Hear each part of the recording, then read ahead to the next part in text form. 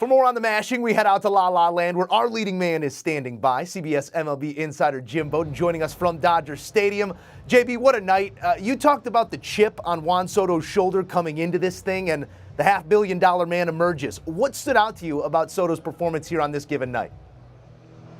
Joe, it was an epic night because really the whole night leading up to that final round was all about Julio Rodriguez, the young phenom of the Seattle Mariners, who did something we've never seen before. He hit 30 or more homers in 2 different rounds in the same derby. Nobody has ever done that. Not Griffey, not Bonds, not McGuire, not Sosa, but Julio did it, and we thought it was J-Rod's night. And when he got to the finals, J-Rod had that strong first round, and it looked like he was going to pummel Soto as Soto got off to a slow start. But then Juan, like he always does, calm head, slow heartbeat, was able to just put the wood on it in the barrel and just get that backspin and do what Juan Soto does. There's a reason why the Nationals made him an offer to make him the highest paid player in baseball history. There's also a reason why he turned it down, and you saw that tonight. Jim, you talked a little bit about that chip on his shoulder and the fact that he wasn't necessarily thrilled with the fact that that news got out, that it became public domain, that he turned down such an outrageous deal, one that would have made him the highest paid player in the history of the sport.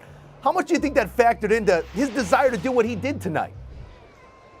Joe, I don't think it factored in. Look, this is all gamemanship. His agent, Scott Boras, is sitting right there in the front row, just smiling because his client won. But let's talk about what happened. There's a reason the Nationals leaked it out. Why? They want their fan base to know when they trade him between now and August 2nd, it's not their fault. We offered him $440 million. He turned it down. That's why they leak it. And if you're Juan Soto, you want to sit there and say the right things. You want to say, I want to finish my career in Washington. I don't want to go anywhere. You have to say that for your fans until you're actually traded.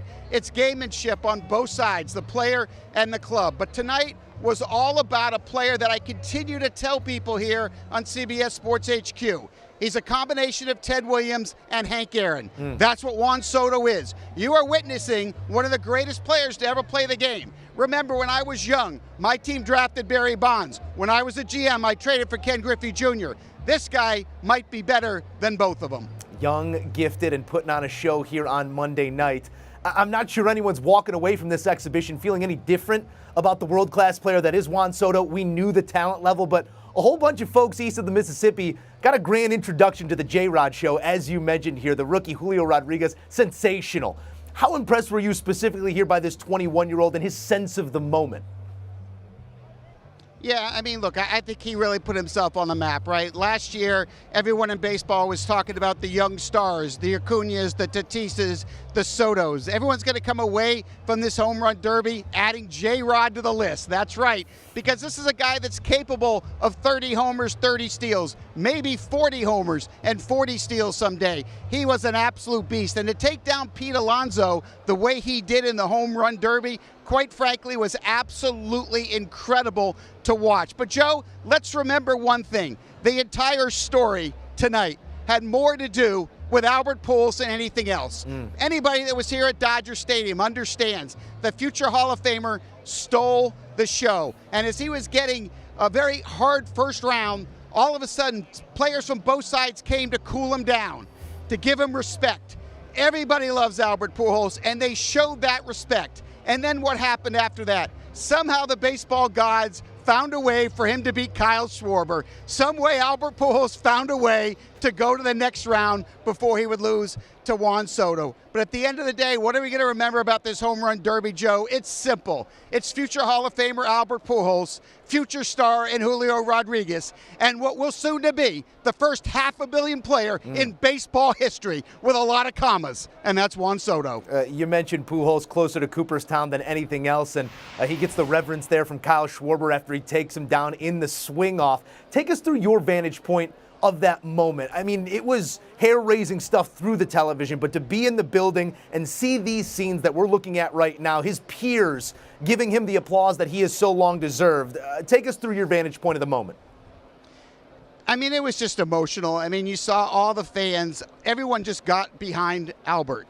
And it happened when the players showed that respect. And both sides came to give him that. And Albert, all of a sudden, got a little more strength. And he walked in after that and just, allowed his talent to play, and he had everybody in this stadium practically cheering and rooting for him. They wanted him to win, and he found a way to do it. And quite frankly, Kyle Schwarber just did not have a good round for whatever reason. He wasn't able to get consistent hard contact here, but it was emotional. It was a lot of fun, but it was also a night where the torch gets passed from Albert Pujols to Juan Soto. Well, it was quite the appetizer for Tuesday's main course, JB. Let's talk about the All-Star game set for 8 Eastern on Tuesday. It's going to be Clayton Kershaw opposite Shane McClanahan, earning that honor of All-Star game starters. Jim, specifically on Kershaw here, any issue with the ceremonial nod, if you will? There are surely a handful of National League starters that are deserving of being handed that ball.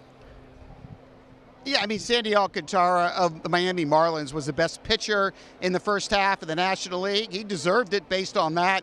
Tony Gonsolin, Clayton Kershaw's teammate, has had a better first half than Kershaw had. But we saw last year when Dave Roberts named Max Scherzer the starter, you know, it's not just about who's had the best first half. It's about who do we want to honor, and it's also about, you know, what's the right thing to do. And also, from a business perspective, how can we make the ratings better? You start Clayton Kershaw, and part of the reason also is it's from Dodger Stadium. So we have a guy that's won 3 Cy Youngs. We've had a guy that's won multiple ERA titles. He's a future first ballot Hall of Famer. He's the face of the Dodgers. He does all this work in the community, and the game's in his home ballpark. I mean, it only makes sense to start Kershaw. Now, me personally, I'm starting Alcantara because I think the best player in the first half deserves to start. But I understand why we're doing it. And look, tomorrow night, the standing ovation that Clayton Kershaw is going to get is amazing. And by the way, with a 2.1 ERA, he deserves to be here as well. Our Jim Bowden will be in the building breaking it all down. It's hard to argue with Tampa's Shane McClanahan on the other side of this thing, who sports the best ERA in the bigs at 1.71 across 18 starts, 10 wins already, butting his head on 150 Ks. What's impressed you most about this young man thus far this season?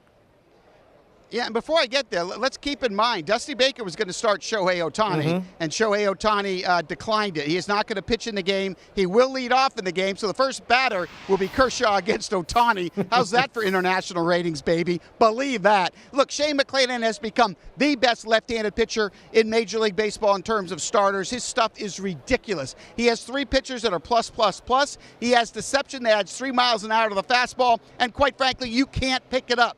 What he is doing right now is really historic in the first half.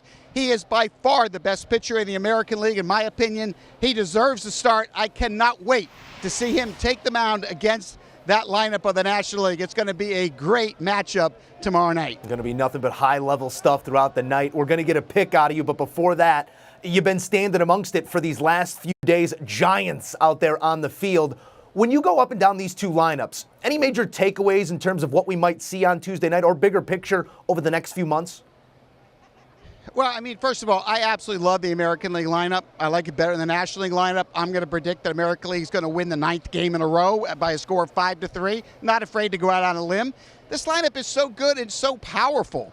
I mean, when you start talking about Aaron Judge and Rafael Devers and Shohei Ohtani and Vladimir Guerrero Jr., top of the lineup is just absolutely filled with MVPs. But I love the bottom of the lineup, too. When you talk about guys like Timmy Anderson of the White Sox, Alejandro Kirk, the catcher of the Toronto Blue Jays, the lineup is just as strong at the bottom. So this lineup is loaded with power, loaded with on-base percentage guys, loaded with speed. They've got the entire element. It is an incredible lineup to watch. So I'm going to give the advantage once again to the American League when that All-Star game starts tomorrow. You want to talk about elements? Jim Bowden is in his. JB, we appreciate you breaking it all down from LA. We'll talk to you soon.